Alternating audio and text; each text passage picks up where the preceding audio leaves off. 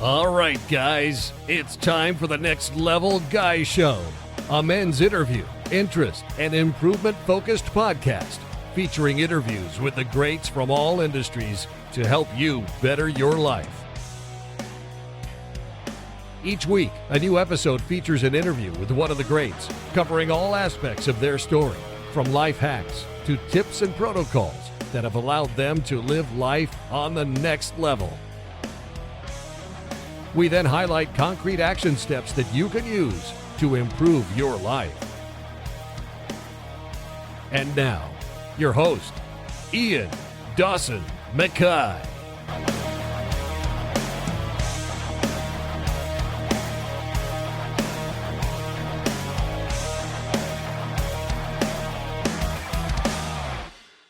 Yoga isn't just stretching, it's the secret weapon to move smarter, recover faster, and stay rolling for longer. And that's a quote from today's guest, Bianca Ilea. What if leveling up your Brazilian Jiu-Jitsu game wasn't about grinding harder, but it was about learning to breathe deeper, move better, and connect with your body on a whole new level? In this episode, Bianca reveals how yoga for BJJ unlocks hidden strength, builds resilience, and helps you improve your long-term performance, both on and off the mats. Meet Bianca Ilea. She's a yoga for BJJ instructor, a judo black belt, and a movement specialist. Bianca's journey began with high-level judo competitions where grit and toughness were everything. But something was missing. After facing burnout after years of injury after injury, she found her true calling, blending yoga, recovery, Brazilian Jiu-Jitsu, and mindfulness into a system that doesn't just build better athletes, it builds stronger, happier, and more resilient humans. Today, Bianca helps grapplers transform their performance by combining breathwork, mobility, recovery, and mental strength together. Whether you're brand new to yoga or a seasoned martial artist, Bianca shows you how to train smarter, move with intention, and stay on the mats for the long haul, which has to be the goal of all martial artists. Get ready to rethink what real progress looks like, and let's start from the inside out. And now, let's get chatting to Bianca.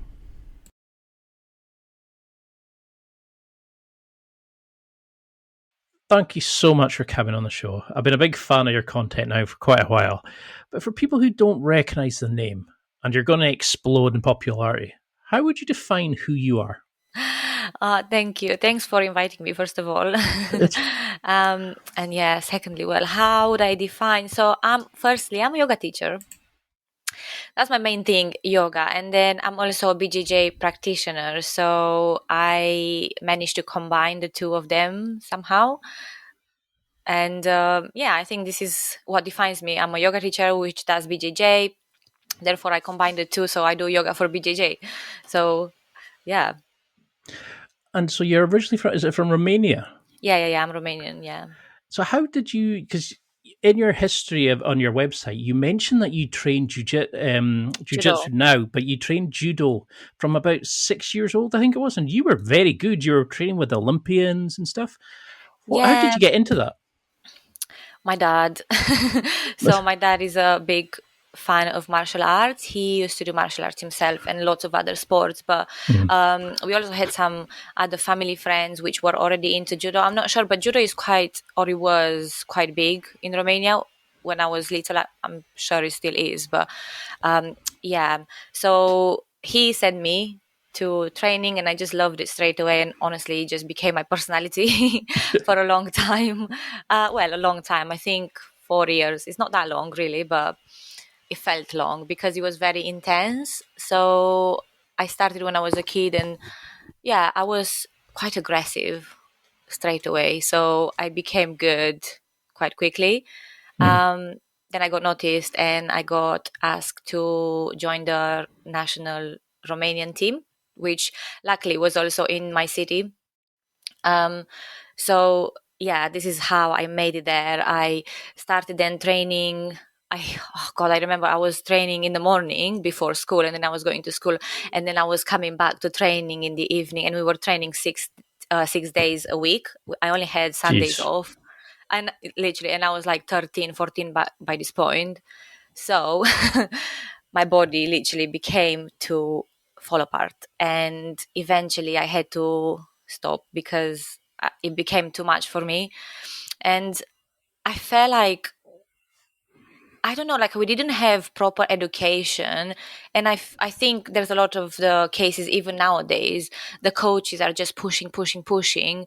But where is the recovery? Like the recovery is so important. And now doing yoga and everything, looking back, I just feel like this could have been avoided so much with the proper recovery and like the proper, rest, and not kept pushing, especially at that age as well. Because yeah, it was just too much. What did that sort of teach you, that age, try to deal with school, having a social life, friends, just keeping on top of all like the normal stuff you would do, but juggling training, nutrition, recovery, because that's such a burden. What did you learn about yourself during that time? At that time, because I was so young, I just started to feel so lonely and so different, because none of my friends were, well, only my judo friends were doing the same. But then also most of the girls I was training with, they were quite older than me. So I think like at least 2 years older than me. So they were already like in high school, and it was more flexible for them, or I don't know. So for me, I just became very lonely, and I didn't, because I was so young, I didn't actually have the time for a reflection, thinking, oh, like what does this mean in my life? I just wanted to run away from it. So that, I think when I was 14, I was like, okay, I never want to do sport again. So I just want to be normal. I want to be part of the group. I don't want to have massive back as well as a girl. So yeah, grappling's not the best for staying small, is it? Yeah. Especially as a girl, and especially when, because at that age, the boys are a little bit smaller than girls anyway. So I was like big in comparison to everyone else, and I was like, oh my god, like I just feel so odd. And when I decided to quit judo, I just remember like hating going to like do sports and stuff like that. So for a very long time, I didn't do any sports. I didn't want to. Yeah, I was like, ugh, no. So then I got into high school, and I actually went to art high school. And I don't know if it's the same in England, but like in Romania, it was kind of like not a competition, but it was, you either an artist, either a sport person. It was like a weird thing, Yeah. right? And then I was obviously an artist, right? Because I was in the art school. So yeah, sport again was so far out of my side. But then growing up and having, let's say, some like mental struggles and just life struggles in general, life brought me back to sport. And I realized that, reflecting back now when I was doing judo, I was the happiest in that time, because I didn't have time to like think about all the, I don't know, like issues, whatever other stuff. So I think just sport just allows you to be like your real self, because you can play. And now I'm an adult, right? And I feel like I can tap into my inner child easier. So yeah, I think if I'd be to take a learning from when I was a kid, is just that sport, it is my real personality and what makes me feel the best. And I actually gave up art in a way. I mean, I'm still doing creative stuff, obviously, on my Instagram. That's what keeps me creative. But drawing and all of these things, for a long time I thought that's my personality. But yeah, I was wrong, I'd say. I think that's the thing when you're younger into it, is we say to kids, pick this, pick that. You can't choose both. Then as you get older, you realize you could have a sporty side, a creative side, you can have various parts of you. You don't have to define yourself. And it's a lot of pressure to put on somebody young, and especially, when you're maybe struggling at the time to fit in, and somebody says to you, do you want to step out? Most kids are going to step away. But you said on your website that your initial recovery methods were really bad when you were doing judo. What were they teaching you at that point about recovery? Did they really focus on it, or was it a case of just go away, eat, and come back at 8 o'clock? No. Was there anything? Honestly, not even eat. Like, it was so bad because I was competing very often. Now when I think about it, I'm like, how is that even possible? But like, I remember I was doing not cut, because you don't, when you're a kid you don't cut properly, but like Mm. I was constantly kind of dieting, so I do the lower like category in weight, and like I said, I was like 13 and stuff like that. So yeah, they encourage you to go on a lower category in weight, or at least that's how it was like a few years ago. Obviously, now it's been like so long. Maybe people It's got a kind bit of more. exploded a bit now, you know. Yeah, we didn't have all this like internet and social media to educate ourselves so easily. But yeah, and then in terms of the recovery, it was like just nothing. Like you had a day off. That's it. That's your recovery. I remember I actually started to develop scoliosis because in judo, you do like lots of things, and it's very explosive as well. So if you do lots of explosive movement on one side, it like your spine is naturally gonna start kind of Oh, because going you start that direction. twisting into the throws Yeah. and And I was going for it, and then I started to have really bad back pain, and we actually had a physio in the team, and he was trying to give me some exercises, but to be fair, because I was so young, I was like, oh, like this is so boring, it's so slow. So he told me, but it's not like, yeah, it wasn't, I don't know, he wasn't there with me to hold my hand the whole journey, I guess. So yeah, that's why I didn't even really do them. So that was my fault as well. I think that's the thing into it. Is like you see your life as like you're young. You know, you're thinking about school, you're thinking about friends, you're thinking about stuff that's happening. You're not thinking of what you're going to be like at 40, 50, 60. Yeah. So you No, don't think longevity when you're that age because you can no. do it and then jump Mm. back in and do something else the next day. Whereas if you're like me, you're out, you feel out of shape just thinking about going and training. I Yeah, but think the thing is, I feel like not even people my age, and I'm 28, I feel like not even people my age are thinking about longevity because you still feel good at 20, even mhm. 30, 30, I don't know, 5, I guess. You feel quite like fresh. So you just don't think about your 50s and even 60s, 70s. Like it just seems so far away. I mean, I'm 40. I'm 42 now, and I just whenever I think back, my brain says yes. My body kind of goes, okay, let's Mm, think about this. You know, with a bit more warm up, with a bit more cool down, with a bit more of a kind of structured approach, you can still train. You just have yeah, to be trained smarter, not harder, as they say. yeah. Was that what led you into judo? From judo, sorry, into BJJ, that you liked the sport more, but also led you into yoga, that you needed a recovery tool? So like I said, I completely gave up sport when I Mm-hmm. was like in high school and after 14 years old. And I think it was around, so I started going to the gym because I was like, oh, I just want to I want to have abs, right? That's how I was like, Don't we okay. all? Exactly. That's why I wanted to go to the gym. So I started going to the gym, and then eventually I got hooked because I loved the feeling that it gave me. At this point, I wasn't doing anything else. I tried yoga. Actually, I tried yoga when I was 18 once, and I was like, ooh, like, this is horrible. Like, I don't like it. It's so Yeah, I'm not like, going to make a career out of this. yeah, exactly. I was, oh, this is like so confusing, right? Everything is so hard. Anyway, so then I went to the gym a few years. I think after about 2 years of starting my gym journey, I was like, okay, like, I think I need to start stretching. So I remember coming from the gym, and actually, at the same time, I was in a quite a bad period of my life. So living in Bournemouth, I recently would have just moved there, and I didn't know anyone. I had like a job which was part time, which I didn't really like and stuff like that. So yeah, I was going to the gym and came home, and I was like, okay, let me just try some yoga to stretch because that's all I knew about yoga back then. Hmm. And this is how I kind of got into it. So I did a few classes, and then I remember one class. It was so nice. Like, I just been to the gym, and then I came home. I did a class, and at the end of the class, it was shavasana, and the lady was actually Boho Beautiful. I used to do it with, and I still do on YouTube. She was guiding us through like a meditation. It was so powerful, honestly. I think it was the first time when I realized it kind of like it opened the door. I think it was the first time I realized there's more than this body. Yeah.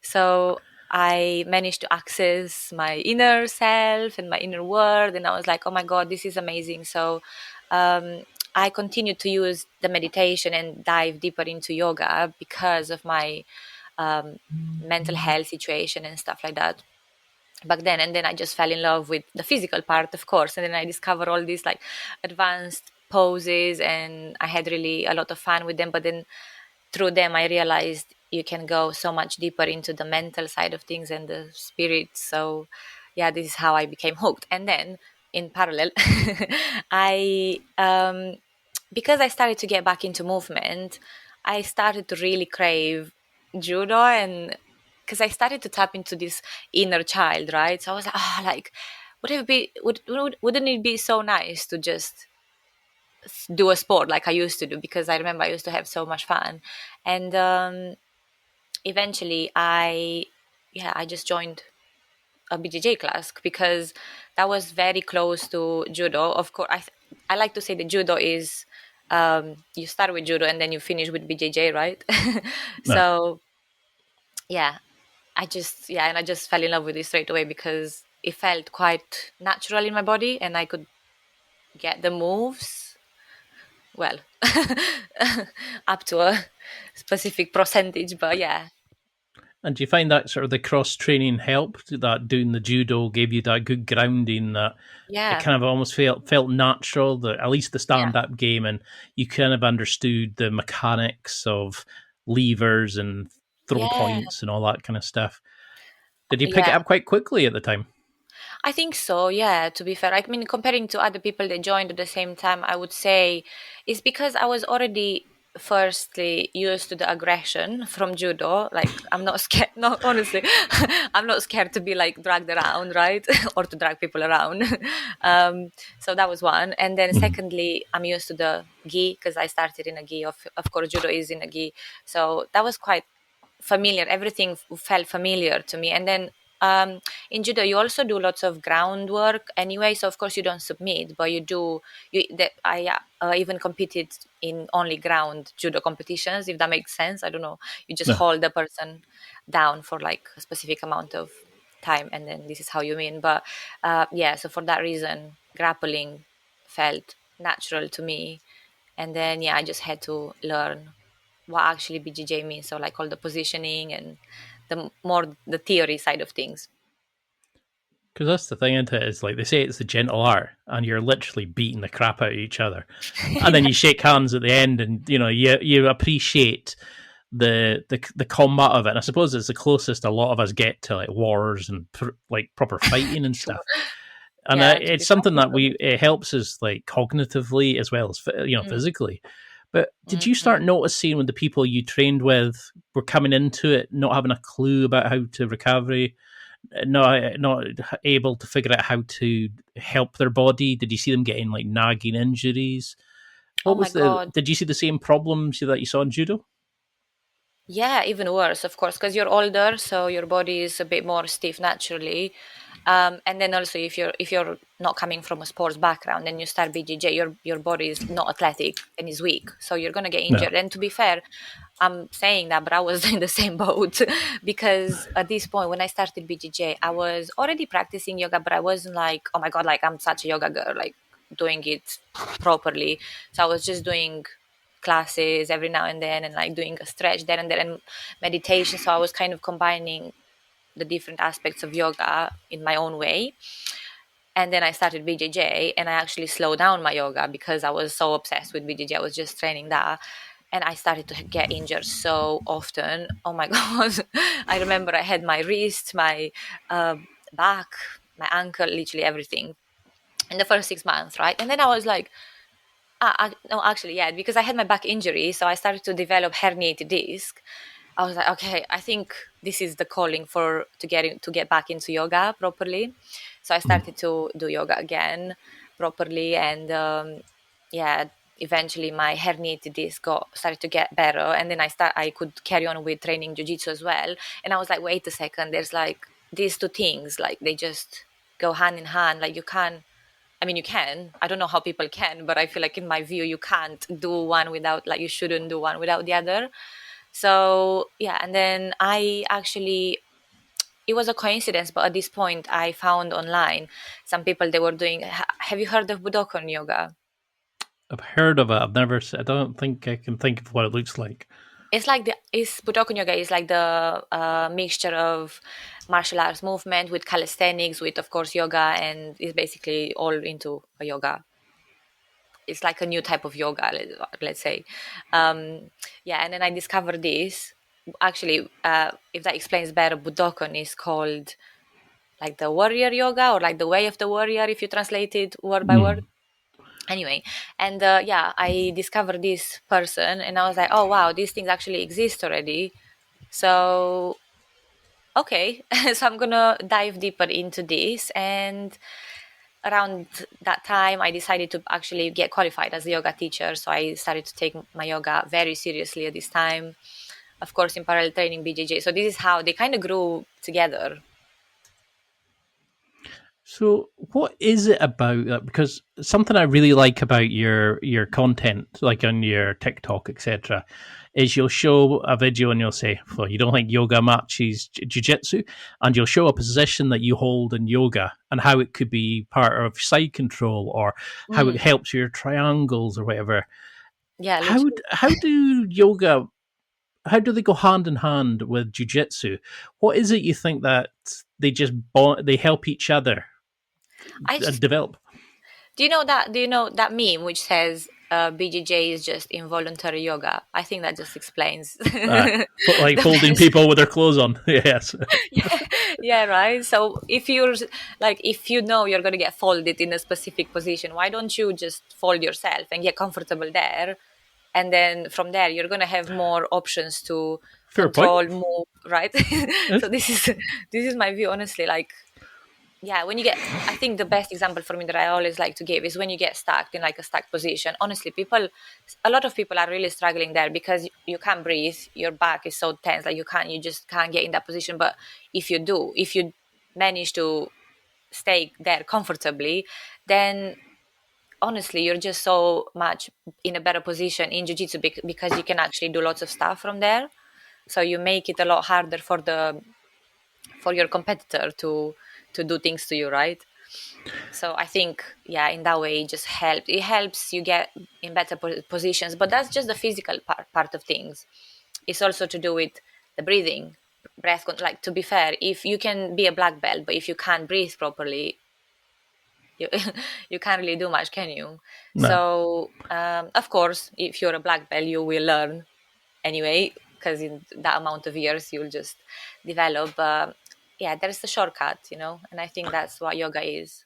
I suppose that's the thing, isn't it? It's using breath to move your body through into certain positions and get comfortable and isometric holds and all that. And there's such a similarity to jiu-jitsu, except somebody's Yeah. trying to choke you out at the same time. At least with yoga, you Well, can yeah, kind of control it easy if you really want. But how do you yeah. see, like, when somebody starts doing both? What do you notice about somebody? Is it the fact they've got a bit more mobility? Is it that they can just move a bit better, go deeper into guards and things like that? What kind of signs do you start seeing when somebody's doing yoga and jiu-jitsu at the same time? Actually, I have a friend at one of the clubs. She does yoga as well, and she's a white belt. And honestly, I find it so hard to roll with her because she is just she moves so easily. It's quite hard for me to get to stabilize the position because she's just too mobile, flexible. Like, I think that's the main point. I like it because I've watched a lot of your videos and you can see how your yoga is used to improve your flexibility or improve your position, but it's still a dogfight, and it gives you that, like, the secret code, like it lets you level up your jiu-jitsu Yeah, playing. And it's like you said yeah, earlier, why wouldn't you learn how to get your body into better positions or breathe through when you're getting stuck in the most get comfortable in the uncomfortable positions? But yeah. how much do you need to get into yoga to get better with jiu-jitsu? Do I need to understand the what do you call it, like the belief behind it, the all the sort of spiritual side of it? if somebody kind of says, "Oh, yoga's it's a bit out there for me," but you showing it can be applied to the martial art. What would you say to somebody that's been an idiot like that? I think you don't need to go into the spiritual side of things. You just need to be aware that you're not just a physical body. Like, if you have this blockage, then yeah, you can just do, like, I don't know, go to the gym and do mobility exercises and stuff like that, which is going to help. But if you want to go deeper, you just need to realize that there is more to you. And also, BJJ, so martial arts, are actually deeper than just like the physical side of things, because it teaches you so much more about like all the respect, the discipline. So like all of these things come from within. And when you're talking about yoga, this is what it works on. So we say your yoga is not a workout, it's a work in, first of all. So that's that's how it is. It focuses, it comes, everything, the strength, the power, it comes from within, rather than I'm practicing my muscles, Again, I'm not saying, like, because I go to the gym as well, so of course it's good to practice the muscles as well, but yoga is just a different type of practice. Yoga is a philosophy as well, so it just goes a little bit deeper. And yeah, you don't need to go spiritual, you just need to, the minimum, just practice being aware of the body while you while you do the class, just being aware of the body, being aware of the breath, and then being aware of the body. That's all. And you're gonna improve in your martial arts, in your everyday life, and as a person in general. No, I love it. I mean, it's a fair point. I mean, it's like, why would you leave potential gains on the table? You can get better and move better, but you also, like you're saying, is it can actually let you find out who the real you is, the real your Exactly. real PowerPoint. And I think that's the thing, is why not, why wouldn't you do that? So do you encompass like mindfulness, meditation, in addition to your jiu-jitsu and your yoga? Do you journal? Do you use visualization? What do you do for the cognitive side of things? Everything. Literally, I tried everything. So, and I do, so I meditate every morning, and I do sleep hypnosis every night. Okay. And then depending of how I'm feeling in my life, I do journal if I feel like I need to. I do lots of other things. Like sometimes I do like the tapping. I don't know if you heard about it. Oh, like emotional freedom technique where you Yeah, tap the. yeah, Okay. yeah. Yeah. I used to do lots of other things like kinesiology, all of this. So because so this spiritual side also started because I also had an autoimmune disease, and it was quite bad. And I went to the doctors, many doctors. They said, no, we can't solve it. You just need to use the steroid cream all the time. But the steroid cream was really aggravating it. So I had no solution really from the doctors. So then I got to the conclusion, like I was just thinking in my head, I was like, if my brain, because autoimmune disease is something that is created by your brain, really, like because your body just attacks yourself, right? Your immune system just attacks yourself. Yeah. So I'm like, well, if my brain decided to do that, then surely I can teach my brain to reverse that, right? So this is how I got really, really deep into meditation and all these practices, just by trying to heal this autoimmune disease. And it took me 2 years, but I did heal it actually. And yeah, they said it's not possible. And to anyone that are listening and they're struggling with any skin disease or anything, it is possible. It just takes a lot of work and a lot of strength, mental strength. Uh, So I mean, yeah. there's been a lot of thought into these kind of like our mental health, the stuff we have in the atmosphere, the foods we eat, how we eat it off, the Mm, plastic containers and all this kind of stuff, and yeah. how we can fix ourselves by removing the garbage in our minds and in our bodies. And there's a lot to be said about just by fixing your brain and your gut health to fix your body. Yeah, And it's really hard because you need to just unlearn everything you learned your whole life, and then pick how you want to live. Like how do you really want to live your life? Do you want to keep consuming like these, I don't know, foods or whatever? Do you want to keep applying those products. Like, you need to question everything, or at least that was my journey. So I had to question even like my makeup products, my shampoo and everything. I realized everything had chemicals that might have affected my skin and all of these things. So I had to eliminate everything, literally everything, like you said, plastic and stuff, and then incorporate lots of self-care, mindfulness, meditation, slowing down, because we're always in a fight or flight mood constantly, right? We're just trying to get there. We're just trying to, I don't know, solve things, make more money. I don't know, No. always tasks, right? And yeah, it doesn't work like that, because we, we need that side of us, of course, but we need the slowing down side. We need the balance. Otherwise, we're not going to function properly, and this is how we get out of balance.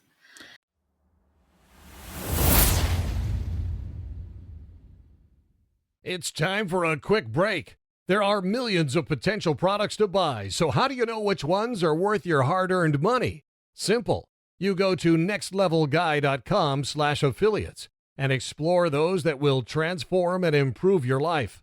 You'll find deals, listener exclusives, and special offers with some great companies. Recommendations are 100% honest and only on items Ian has tried or believes in. The companies showcased will make you a better man in all areas of your life. Simply go to nextlevelguy.com/affiliates and level up.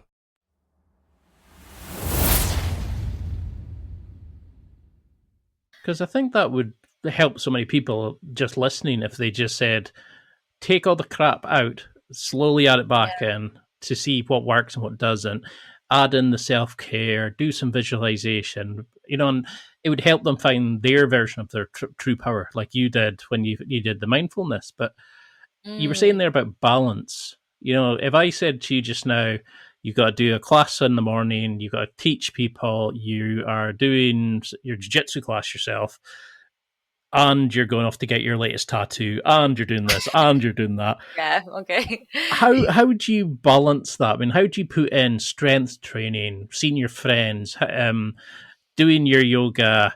I know you can probably do shorter, relaxing yoga and maybe a 10-minute warm up before class or whatever. But how do you balance that? Do you do like jiu-jitsu twice a week and the rest of the week you're doing yoga? Do you incorporate them together? How do you build up that yoga in? So I think it's all to do with discipline and well-structured calendar, which is also discipline. So I literally have everything in my calendar, like time with friends, cook meals, literally everything. And I try to follow it as much as I can. This is how I can, because I also have a full-time job. So yeah, I know my working in the office days are just set. I know what my schedule is, and then my classes are the same. So basically my week is the same, because my jiu-jitsu classes are at the same time, the same day. So like, yeah, I do BJJ like twice or three times a week, and then I go to the gym in the mornings twice a week. I practice yoga like Fridays or during the weekend, and then I also do my classes around my training. So the classes I teach, I mean.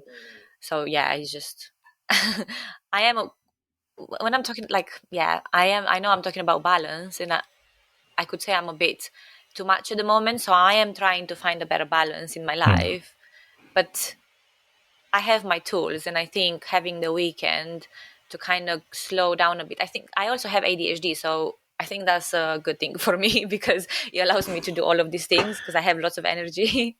No, I mean it makes a lot of sense of having the structure during the week and then having specific times to do stuff, because I think we all do that, don't we? Oh, I'll do that later, and then 3 weeks later, you're like, oh shite, what was it I was to do? But then you also have the weekend to kind of just let yourself be. I suppose Yeah, it's like jiu-jitsu. You have the training version of you, and then you have the creative version, the one that yeah. goes and gets tattoos and all this kind of fun Yeah, stuff. exactly. Yeah, and the thing is all is because people ask me, oh, like, how do you have time to do all of this? But it's not about, because we have so much time. It's all about prioritizing, right? Yeah. So priorities, right? What is priority for you? Is it training? Is it work? Is it working on your business? Or is it watching the series and relaxing? Because that's fine, but it's just, you need to recognize that and be aware the fact that you can choose and be aware of your priorities as well. It's a very fair point, and to know or understand that at such a young age. There's adults that still don't, and they go to their deathbeds wishing Yeah, they'd done more. But if I they know, and it's pick, hard. Yeah, it's hard because it's hard to get out of your comfort zone. I, yeah, it is, especially with so many temptation nowadays and like the social media and stuff. It's very hard, but then also is the easiest it's ever been for us because we have access to so much information, we have access to so much support, and we have access to so much like I don't know, tools, to help us get productive, such as AI and stuff like that. So pick your heart. well, I mean, that's the thing, though. It's like you have some amazing products. You're doing like online classes. You're pulling out like a how would we say it, like a participation product where people can do your different programs, and you're doing like almost like online coaching and stuff. How do you find that? Like, how did you find the skills, the mentor, etc., to create a business as well as a full time job? I mean, I'm just running a podcast in addition to a full time job. You're creating it and you're building a very big reputation. How have you found that entrepreneur to training to coach to yogi to just you being you? I think I'm just, to be fair, I'm not doing anything apart from just following what I like to do. So basically, I'm I just like following it. my passion. Yeah, yeah, because I really love training BJJ, and then I genuinely love doing yoga, but I genuinely love teaching. It just makes me feel so fulfilled when I know I can help people in a real way and just make a difference. So just following that, the rest just comes. And I'm not saying it's easy because it's not at all. Like honestly, I get burned out on a weekly basis, and I'm unsure about where I'm going, if I'm doing the right things, and I don't really have like a mentor or anything like that. I'm just guessing if is the right thing to do. But the thing is, we just need to do it anyway because this is the way we find out. Like if I wouldn't do anything, I wouldn't know, right? So I'm just testing things out and keeping my eyes and ears open to what people say and the feedback, and just trying to take that on board. So yeah. So, but what's the best way to start learning yoga? 'Cause, I mean, just 2 minutes Mm. into watching your videos, you realize the joy, the fun, but also the amazing correlation between becoming better at jiu-jitsu by doing yoga. But Mm. should we start in the general kind of yoga stuff? Should we start looking for how we can find similar movements in yoga that we can use in jiu-jitsu? What would I you mean, advise people? it's so different from a person to person because some people like me would get into yoga just through like stretching and like the physical part of things, but some people would actually get into yoga through, like a lot of people I know, they go into yoga discovering meditation first and then introducing the physical practice. Yeah. So it depends, but I think the easiest way is just to go on YouTube and just test what you like, do a 10 minutes class and see how it is, do 10 minutes meditation and see how it is. But yeah, when it comes to BJJ, I think again it's just it will probably be the physical practice, right? So I think just trying from YouTube or just trying some stretches, see how it feels into your body, and taking from there. Of course, you can go to in-person classes. I think that would be really good, but I think a lot of people are intimidated to do that. Well, I mean, they could So then do an online class with you. They could that's what I'm buy your saying. product. Yeah, Because I think that's the thing is on your site you've got a bit about how would you like, you're looking at creating maybe specialist yoga patterns for people to try, and I think that's the beauty is we can order stuff now to do at home. It's no longer you have to go to a class, you have to go to a center. yeah, We of can, we course. can connect with you and pay you to show us how to do it in the privacy of our own home, which is amazing. Yeah, How so I have yeah, so on my website at the moment I actually created, I think few weeks ago, 3 weeks ago, I launched this program which was for beginners because a lot of my audience are actually beginners. So it's for beginners, specializes in yoga for BJJ, and it covers not all aspects of yoga, but yeah, it covers the mobility, flexibility, and the recovery side of things. And like I said, it's made for beginners. So that would be like a really great way to start, because it's quite basic moves, but because it's tailored after jiu-jitsu, is a bit like it will probably give you a little bit of a challenge, but not too much, so you feel like you can't do anything. Yeah. So yeah, I think if you're looking for something like that, that'd be a great way to start. Because what I do love about your social media, for example, is there's things like we all struggle with, even if you don't do martial arts, like you've tight shoulders, a sore back, tight hips, and just your little kind of routines about what to do if your shoulders are tight. I mean, I've got a shoulder impingement just now, and that benefited me so much. Just doing some of the movements, I was like, this is amazing. Yeah. And then I remember when I had tweaked my back, I can't remember what was that. I basically had a big guy land on me, and I was killing for days. And I was thinking, I wish I'd known that, some of the back tweak loosers and all that you use. Yeah. And I think that's the problem, is we assume yoga's easy. It's not. I mean, there's a lot of isometric holding. There's a lot of very kind of difficult transitions and stuff like that. As we're starting, do you want somebody new to just go through the movement without pain? Do you want them to be slowly and build the technique? What would you want a newbie to focus on? Again, is different from a person to a person, because someone might come to a class wanting to, or maybe like having like a lingering injury, and they just want to kind of like get rid of it, or like increase the mobility and stuff like that. Someone would just want to come to prevent anything. So like you said earlier, like you think because you're 42, did you say? Yeah. It's horrible to think about, yes. Sorry to remind you. Yeah, because I'm 24, sorry. Okay.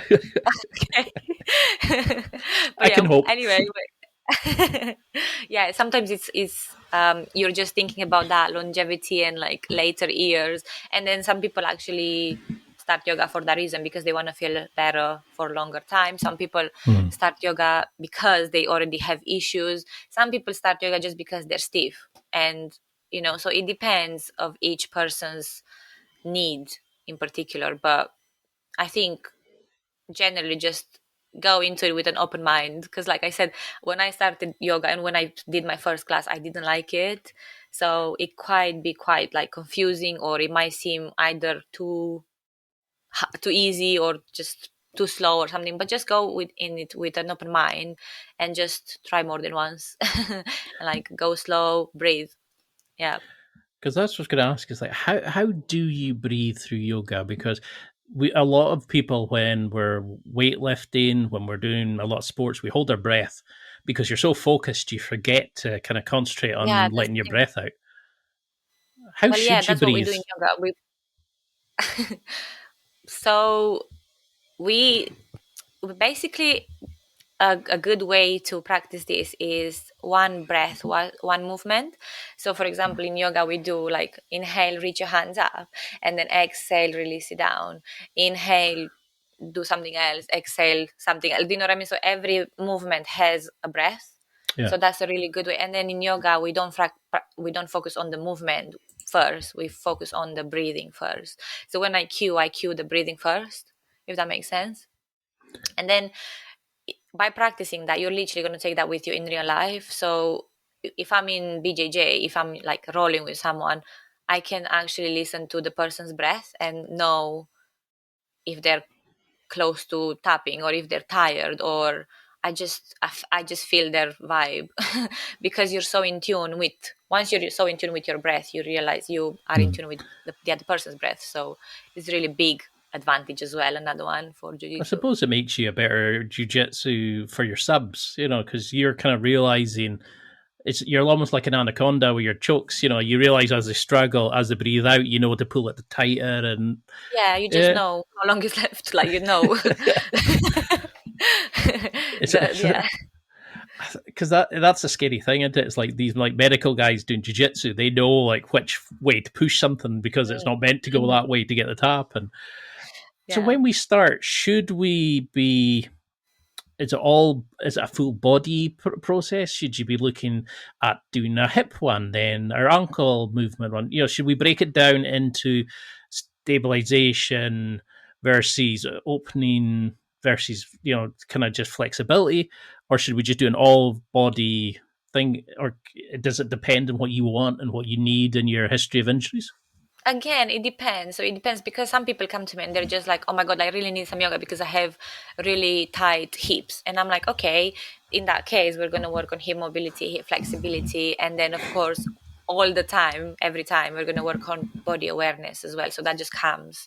Yeah. But so body awareness and breath just is there all the time when it comes to yoga. But then you can bring the focus in different areas. So like I said, maybe like hip mobility.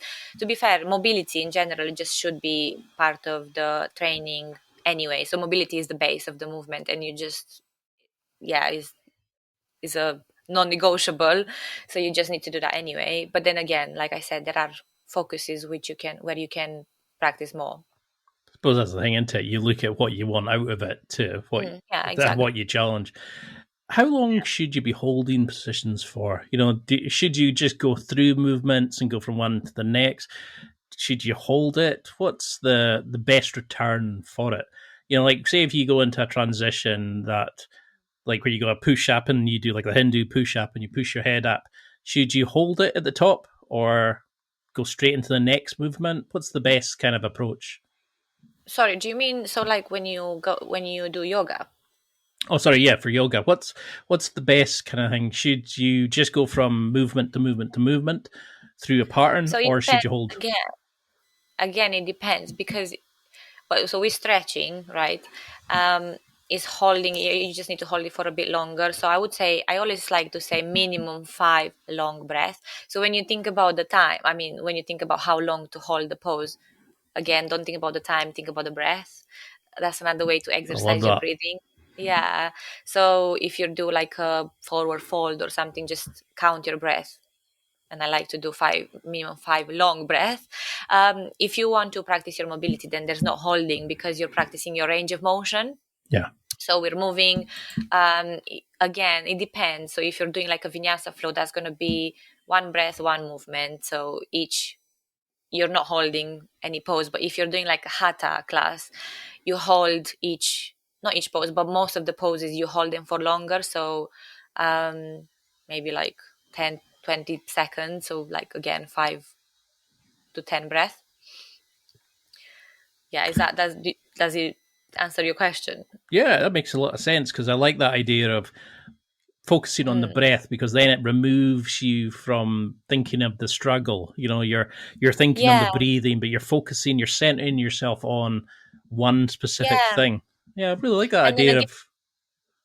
I'm going to take this example with like when you're in the stacked position. So, in BJJ, so like in yoga, we call that position the plow pose. So that, for example, in order to get comfortable here, you just need to hold it for, I don't know, at least, I would say 20 seconds, something like that. So you just need to, because, for example, we do cool down at the gym I train, BJJ, and then we do, in the cool part of the cool down, we do that position, legs over the head. Yeah. But we just hold it for like quick 10 seconds, like 1, 2, 3. And that does, I guess it's better than nothing, but it's not gonna make a difference, So if you really want to practice and get comfortable in those positions and also lengthen the muscles, release, you need to hold, you need to stay there, you need to go through the uncomfortable feeling because that's what it is, is getting used to being uncomfortable. That's what we're practicing. Because that's what I love about your social media. Sorry to keep going on about it, but I find it amazing because in there's always a video on like, if you don't like this position, here's a position in yoga that you can use that mimics that away from the mats, which allows you to kind of get used to it, to learn how to breathe while you're in it. How do we use breathing to control our emotions? Because we all panic when we get stacked by some big guy at the gym or whatever, or they twist you into an uncomfortable position. How do you use yoga and the breathing to get comfortable in uncomfortable positions? It's just being aware of it. So every time you panic, just bring yourself back to your breath, just like being aware of the breath makes all the difference. I know it sounds really easy, but it's really hard because our mind will always want to wander, and will always want to distract us, because that's what the mind does. It always thinks. So we need to quiet it. So by bringing it to the breath, we quiet the mind. So then we can't think about, oh my God, this guy is like, I don't know, suffocating me or whatever. So you need to focus on your breath. And then what I like to say is, as long as you can breathe, you're fine. And then just, if it doesn't matter, you're twisted in whatever position, can you breathe? Notice if you can breathe. Then if you can breathe, you're fine. So like, calm down and work your way up from there. Yeah. Think clearly. What can you do? There's no point, like, you know what I mean? Because you can breathe, so there's no point panicking. If that makes sense. I really like that, because that's the thing, isn't it? It's like, you're not going to suffocate, you're not going to die. Yeah. It just means you just need to stop and go, okay, it's Okay, I'm just here. Like, acknowledge what's happening. just sort of center yourself, realize that Yeah. you're getting the oxygen. You just need to then, I suppose that links to your body awareness. How do Yeah. we know where our body is? By using yoga, so that when we're on the mats, we know if our arms are left out or if we're twisted, how to untwist ourselves, how to get back to, Yeah. like, how do we know where we are? More like spatial awareness? Yeah, I think it's all through the practice. So, for example, when you do like do you do any yoga, by the way? I've done a wee bit through Diamond Dallas Page, the DDP yoga. Okay. Yeah. So, for example, if you do like a warrior or any pose, right? I like to say, so. Okay, an easier one is like, the chair pose, when you have your knees bent. So you obviously focus on your legs. Your legs are burning, and all the attention go there. But just remember to focus on keeping your elbows and even your fingers straight. And this is how you develop body awareness. You are aware of the whole body. You're not just, oh my God, my legs are burning. That's not body awareness. It's like, so when I do the class, I always like to remind people how are you holding the whole position. Is your chest forward, is your chest back, is your belly engaged, is your elbows straight, and just by practicing this, you develop the body awareness. But then also by holding the poses, or like getting into specific poses, you just get to know your body better, and you know what your limits are. So this is how you develop. It's all through practice.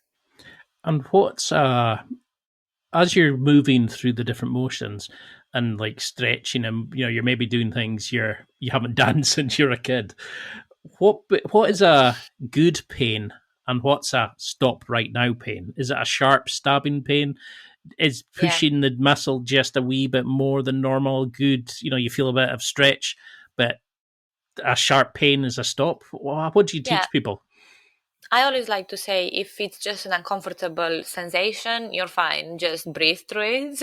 But if it's a sharp pain, and especially a pain around the joint or the tendons, then yeah, you can adjust, or maybe even go out of it, or skip, or go into another position. But generally, I like to think of the sharp pain is a no-no.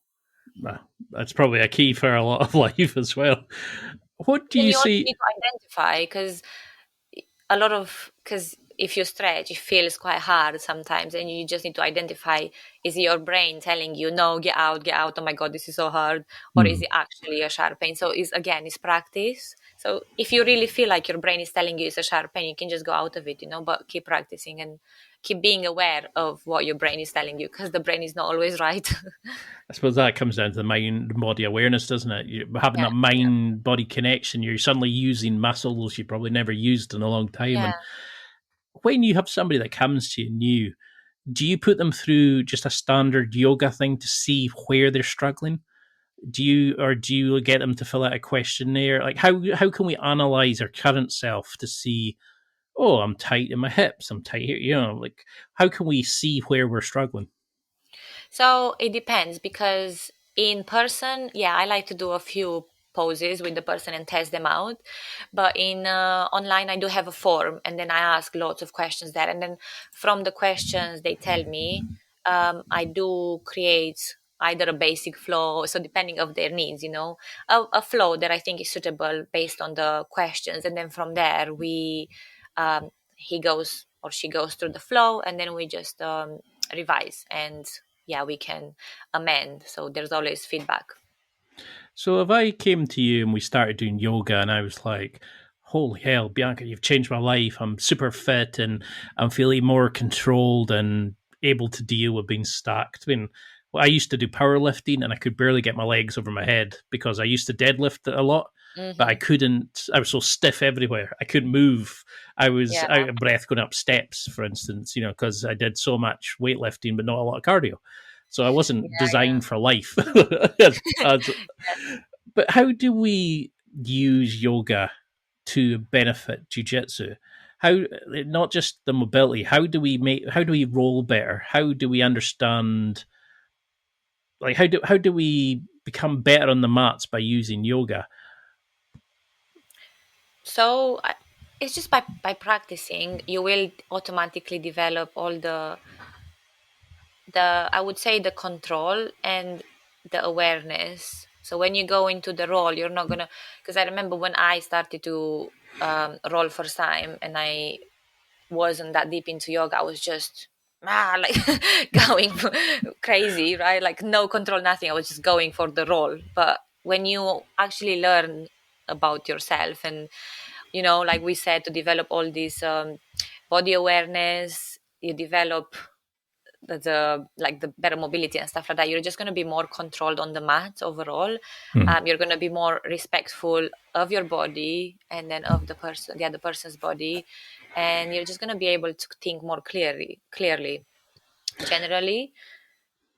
Because you've got a video where you show how you can improve your transitions through using certain jiu-jitsu kind of like training things, but also to utilize your yoga into it. So it's kind of like, I see how that works, how I can control myself, how I can use this transition in yoga to Mm, not have a sore knee at the end of shooting for a takedown or whatever it is. And it's really well thought out, your videos. And, I think that's why you should get a lot of fans from this, because you should really show people how to level up their jiu-jitsu by doing yoga. And I think yeah. that's the thing, is we kind of go, nah, yoga's for recovery. Mm.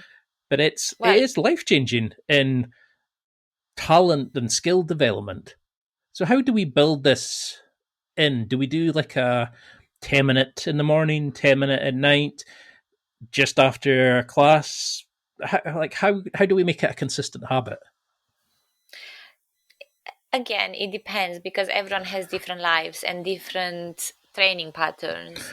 So some people like to do it just after or before the BJJ class. Some people like to do it separately, completely. So yeah, morning is always a great way to start your day with yoga. Even if you do it twice, I would say twice is really great, but even if you do it once a week is amazing, and you still see the difference. Yeah. And the thing is, because yoga is like the base of all movement, you can just incorporate anything, and then that's what I do. When you said about that, like mimicking the takedown or whatever, it's just teaching your body to move in a specific way, and then from there you can start implementing into your BJJ. But then your body is going to know how to move, where to move, how to like rotate on that knee or whatever. Do you know what I mean? Like it's Yeah. just I suppose it's doing like mental, well, sort of lighter reps of the movement yeah, without the yeah, yeah, yeah, opponent, exactly. That's etc. exactly what it is. Yeah. And how do you utilize like training partners, bands, I don't know, like steps and stuff like that into your yoga, like to make it progressively more difficult, or to have a training partner to help you get into the more difficult positions or push you through tight bits? Do you mean how I do my yoga sequences in order to be more difficult? Yeah, well, I mean, Or you've got a video where you say about using a jiu-jitsu rolling partner for, helping you with your yoga, for example. You could train yoga ah, together. We can use bands to, I think we've got one somewhere down here. It's, to help you through a movement and help you hold it better or stretch a muscle or whatever. yeah. What accessories and training partners can we do to make yoga and help us more? I mean, I really like that because it's so fun to just do it with someone else, to just do any movement with someone else, right? So yeah, I have a few reels. Stretching especially is really easy to do it with someone and really fun, because there's no competition anymore. Like, we've done that already, right? We're old. We try to kill each other. Now let's help each other, right? So yeah, it's really nice. There's so many stretches that you can do. Like, even if you put, the child pose, for example, when you go into child pose, even if the other person just puts a little bit of pressure on your lower back, it really goes a little bit deeper into your hips and like releases the lower back and stuff like that. So there's like lots of moves. You can see my reels as examples. But yeah, or like, if you know you're struggling on the other side, if you know you're struggling in like a specific position, you can ask your training partner to put you in that position, and then you can start thinking from there what to do. Like, what do you know what I mean? Like, okay, how can I move from here? Like, what do I feel tight in my body? Is it my back that is stopping me from evolving or progressing from here, or is it my breath? Am I panicking? Like, do you know what I mean? It's just, that's how. No, it makes a lot of sense, because I suppose that's the thing, isn't it? They can feel where you're tight, or they can feel where you're pushing back, and they can help you through it by putting a wee bit maybe extra resistance, or helping you get into a position you might not be able to do yourself. No, it makes a lot of sense.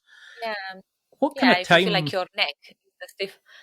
Yeah. Because that's the thing, you don't feel it because you live with it, so you're never going. Other people can notice these things. Yeah. What's a time frame for this? Is it like a couple of weeks to 6 months? Does it really depend on the person and where they're starting from before they start seeing an improvement?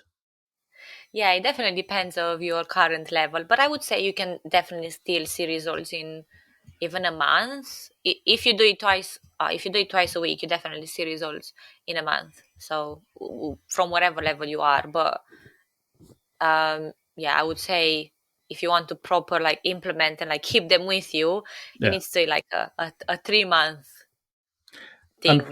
Twice a week minimum, I would say.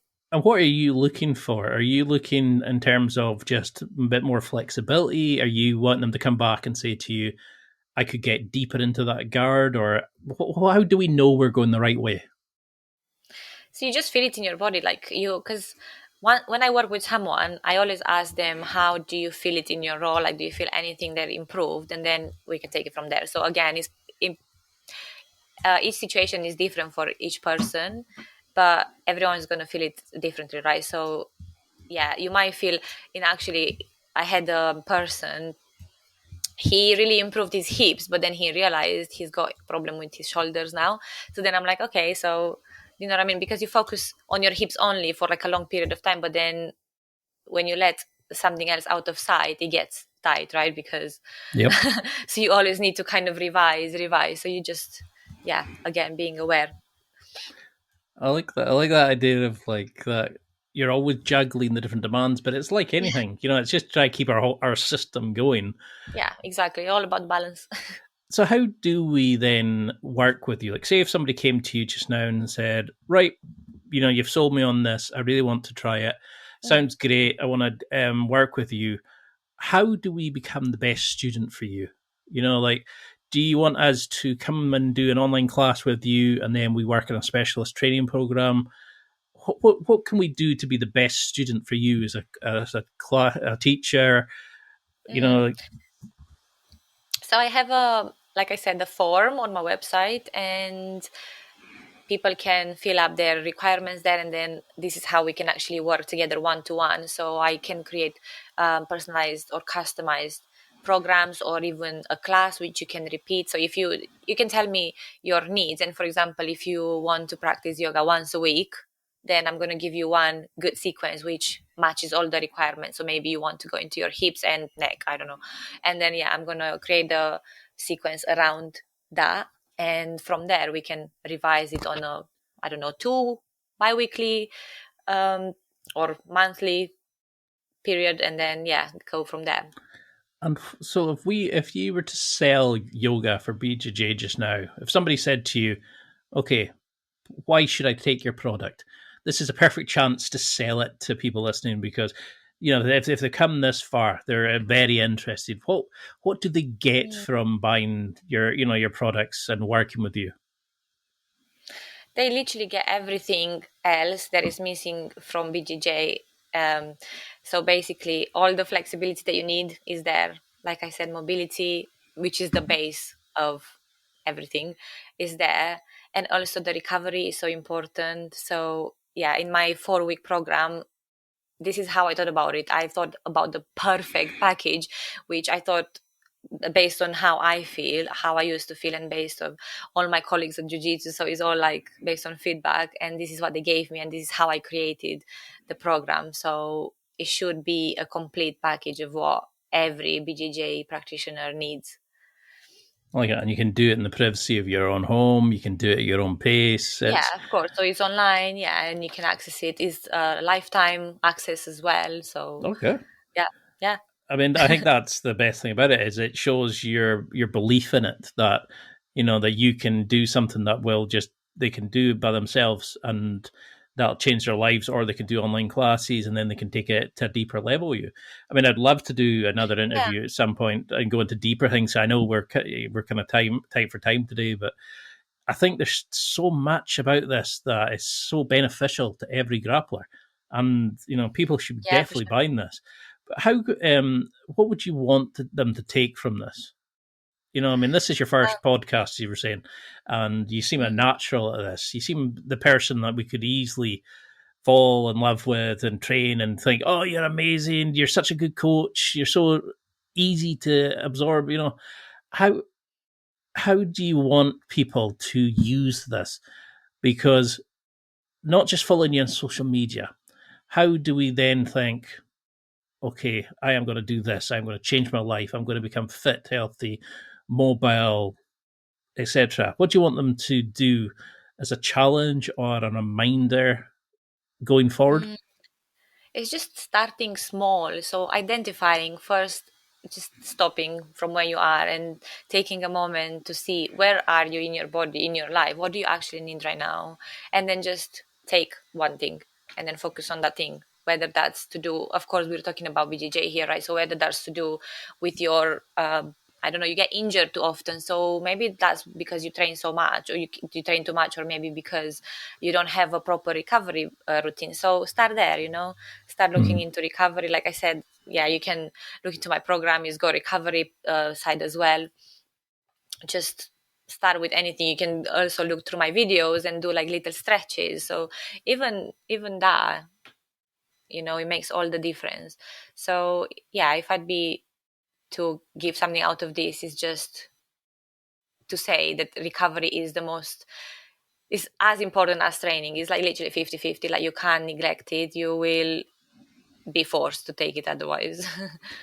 Because I did one of your videos. I just followed along with I think it was the tight shoulder one when I had the shoulder impingement, and I got relief. It was the first time in ages. It wasn't painful. It wasn't throbbing and like feeling like it wasn't going in the socket properly. It was just it relaxed, and I think I was just thinking, this is amazing. I was singing your praises to everybody, saying you've got to try this. But yeah, thank you.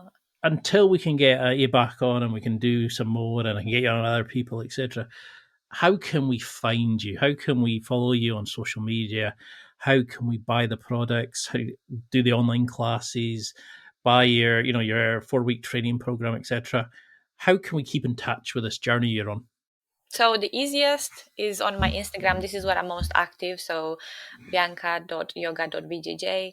And then I'm actually building my YouTube channel, which I think would be really beneficial for a lot of people just to try out for free. So yeah, you can just type Bianca Ilea, Bianca Yoga BJJ.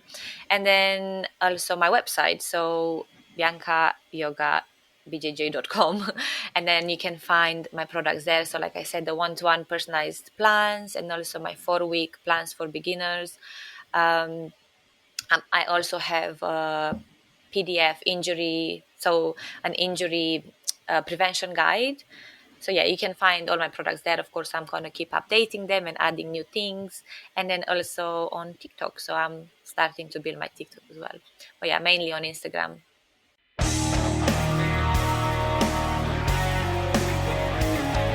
Well, that's it for another week, and thank you for listening.